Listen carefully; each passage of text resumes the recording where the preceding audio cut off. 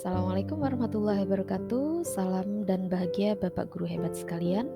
Berjumpa lagi kita di ruang maya ini untuk saling berkolaborasi yang sudah disediakan oleh LMS di ruang kolaborasi. Pada kesempatan kali ini, izinkan kami mempresentasikan modul 1.1A5 tentang kekuatan konteks sosiokultural.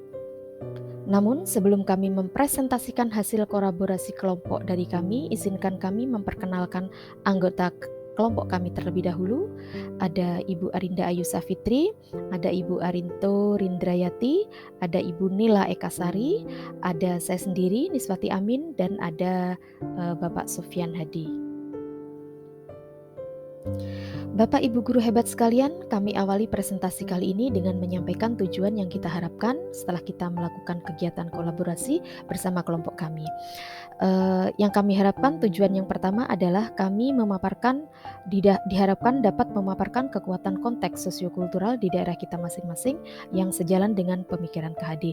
Yang kedua, nantinya kita diharapkan mampu memaparkan bagaimana pemikiran KHD ini dapat dikontekstualkan sesuai dengan nilai-nilai luhur kearifan budaya daerah asal yang relevan sehingga menjadi penyatuan karakter murid kita sebagai individu sekaligus sebagai anggota masyarakat pada konteks lokal sosial budaya di daerah kita masing-masing. Dan yang ketiga, tujuan kita adalah nantinya kami bisa diharapkan mampu menyepakati satu kekuatan pemikiran KHD yang menebalkan laku murid di kelas atau sekolah kita sesuai dengan konteks lokal sosial budaya di daerah kita masing-masing yang bisa kita terapkan. Sebelum kita memaparkan pembahasan dari tujuan tersebut, mari kita tinjau terlebih dulu apa yang dimaksud dengan sosiokultural. Menurut KBBI, Kamus Besar Bahasa Indonesia, sosiokultural itu berkenaan dengan segi sosial dan budaya masyarakat. Sosiokultural ini juga didefinisikan sebagai gagasan-gagasan, kebiasaan, keterampilan, seni ataupun alat yang memberi ciri pada kelompok orang tertentu pada waktu tertentu. Sehingga sosiokultural ini sesuai dengan menurut Kondon, buku Kondon tahun 1973 adalah sebuah sistem dari pola-pola terpadu yang mengatur perilaku manusia.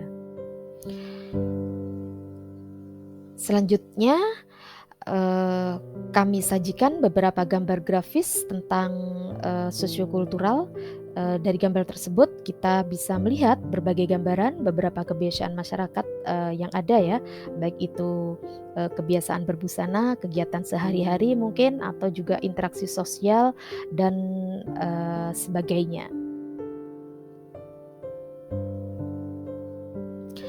Kita tahu bahwa Indonesia merupakan negara yang memiliki sosiokultural yang sangat beraneka ragam.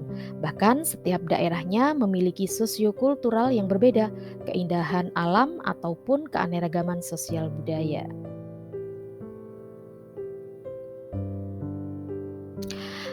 Begitu juga sosiokultural yang ada di Jember, bahwasanya masyarakat Jember merupakan masyarakat pendatang, sehingga hal ini akan mempengaruhi konteks sosiokultural yang ada pada masyarakat Jember saat ini, baik dari segi bahasa maupun dari segi budaya atau kebiasaan.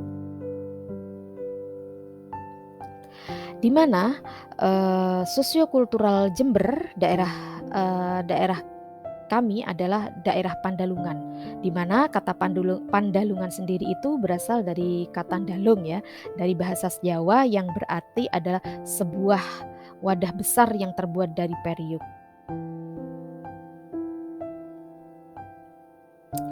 Sehingga secara garis besar kata Pandalungan ini dapat diartikan sebagai sebuah kawasan besar yang menampung dua atau lebih dari kelompok etnik yang selanjutnya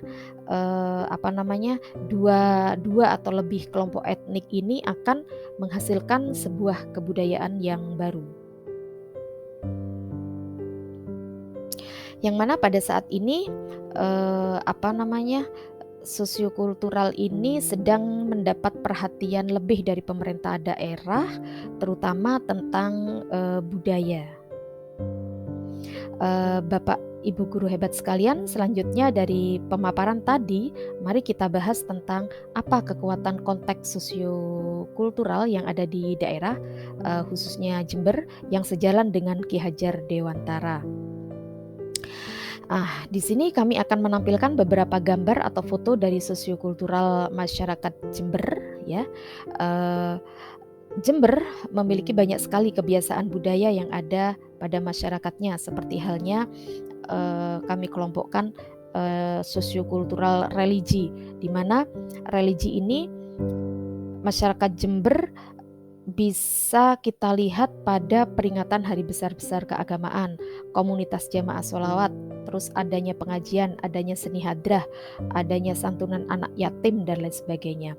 Kalau dari budaya sendiri, sosiokultural masyarakat Jember ini bisa kita lihat ketika masyarakat Jember mengadakan acara GFC, di mana GFC ini budaya yang sudah bisa dilihat oleh atau diakui oleh dunia internasional ya, Jember Fashion Carnival yang kita laksanakan setiap tahun sekali.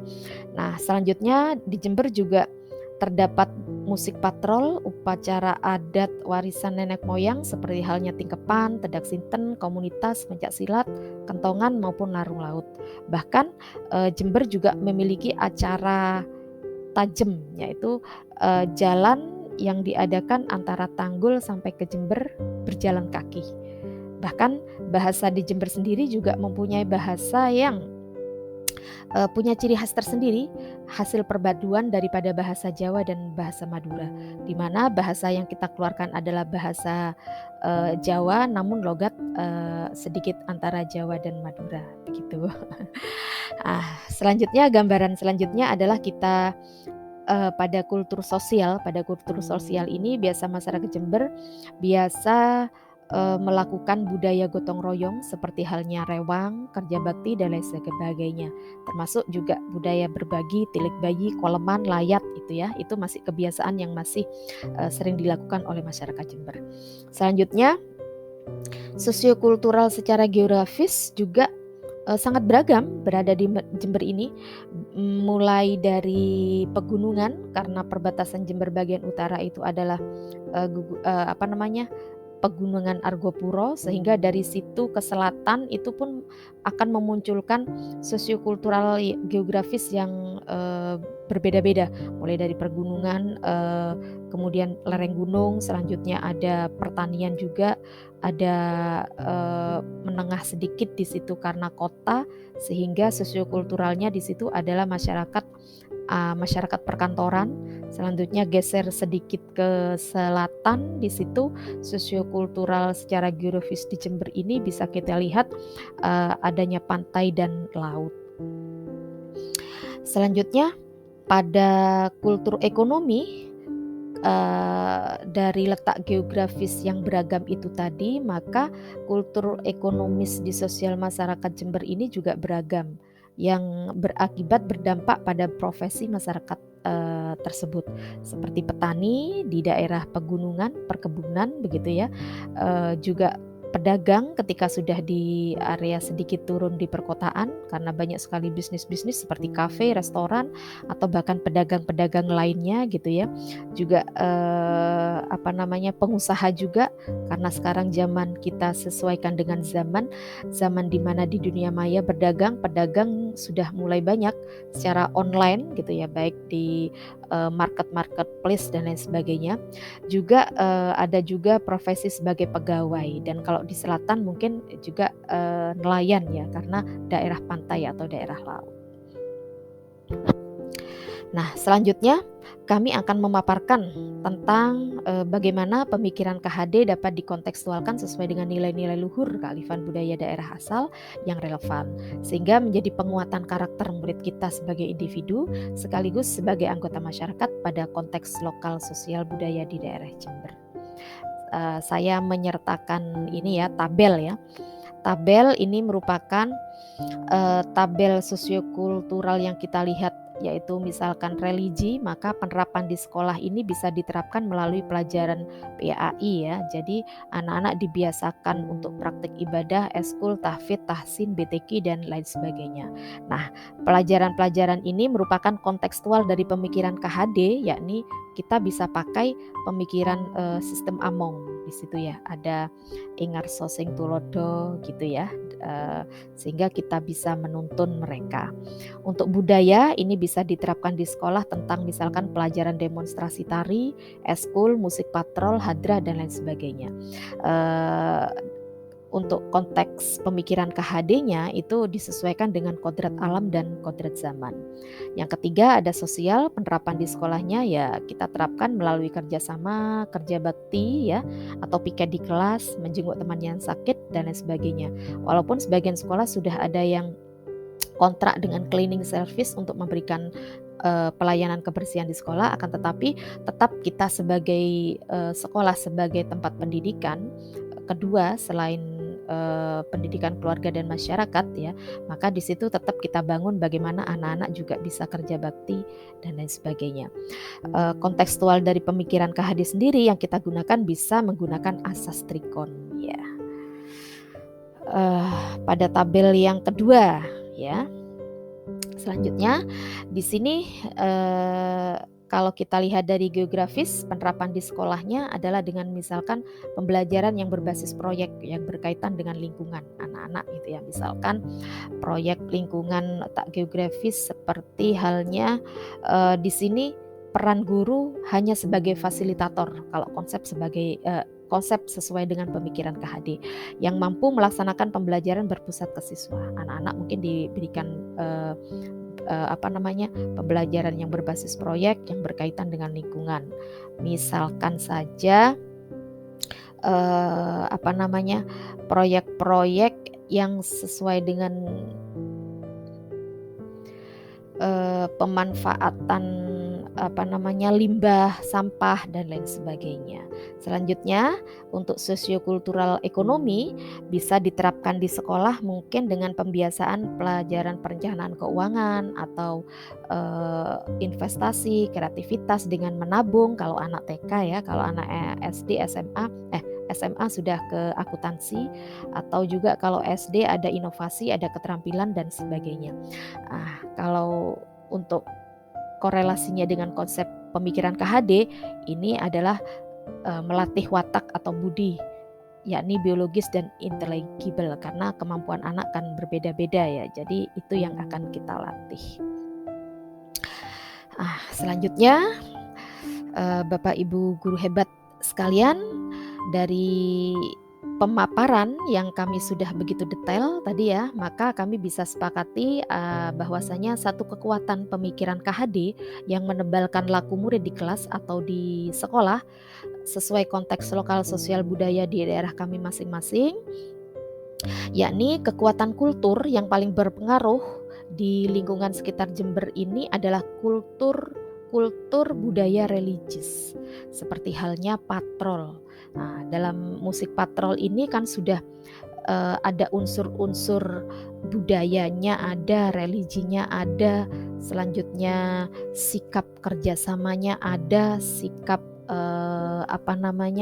inovasinya, ada seninya, ada kreativitasnya juga ada, gitu.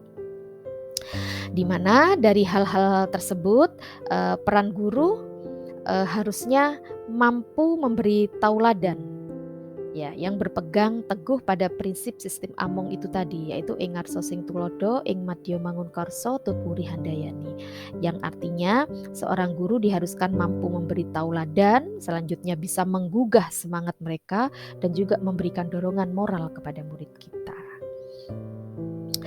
Tentunya kita juga diharapkan mampu memperhatikan murid kita untuk pendidikannya sesuai dengan kodrat murid itu, yakni kodrat keadaan, kodrat alam, zaman maupun kodrat pemahaman.